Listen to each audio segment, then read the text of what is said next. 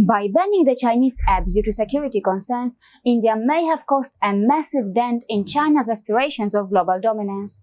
But it would be naive to think that China has no plan B or the dragon is not planning to hurt India.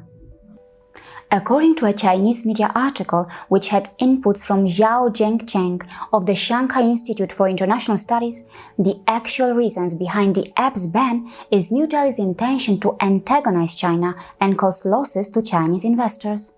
It was also mentioned that a Beijing-based Chinese tech company which has business in India has already halted hiring new employees in India. But the real worry for India is not the possibility of the Chinese firm's lack of keenness in investing in India after this. India's real concern could be the possible impact that it has on other foreign companies that are located in India. According to Long Jingchan, president of the Chengdu Institute of World Affairs, the foreign manufacturing companies in India need parts supplies from the factories in China, and due to the ongoing situation, some of those Chinese factories may be hesitant to supply those parts to India. According to him, this could deter foreign firms from investing in India. Well, to a neutral observer, it appears that through articles such as these, China actually ends up exposing its dangerous intentions, and perhaps this is exactly what India and other countries in the world need to see and understand. These articles may indicate that the jobs and ecosystem that are created through Chinese capital seem to be very fragile in nature and cannot always bring prosperity in the long run unless they serve Chinese expansionism. But if these Chinese experts' warning is real and what they are saying is really going to happen, should India regret its move or should India celebrate? According to a study from Mumbai-based research institute Gateway House, Chinese FDI into India is small at $6.2 billion, but its impact is already outsized given the increasing penetration of tech in India. The investments made by nearly 24 Chinese tech companies and funds, led by giants like Alibaba, ByteDance and Tencent, which have funded 92 Indian startups, including unicorns such as Paytm, Byju's, Oyo and Ola. The report adds that China is embedded in Indian society, the economy and the technology ecosystem that influences it.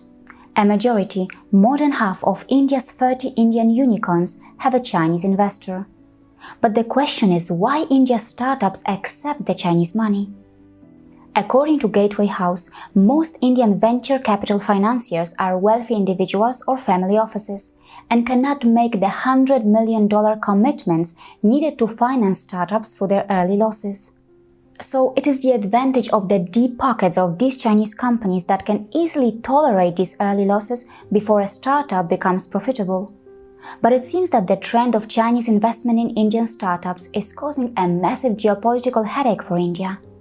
The Mumbai-based research institute mentions that the Chinese are blanketing the whole of India and are creating a diamond necklace around India that is so attractive and insidious that it will make China's potent Indian Ocean string of pearls strategy seem less threatening.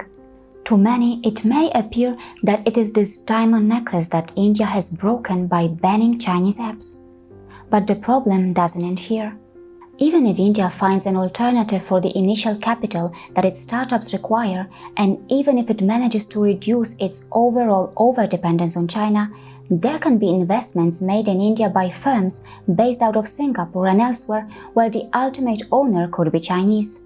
But again, as long as India thinks that a foreign app or a foreign firm is causing a security concern in its territory, it can always ban or restrict that, regardless of where it is from, as after all, the Indian ban on mobile apps was not country-specific.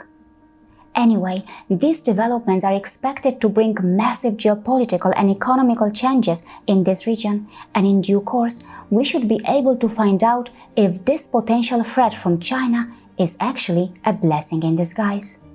After all, why would India complain when it has been trying to encourage its youth to become job creators instead of job seekers? See you again.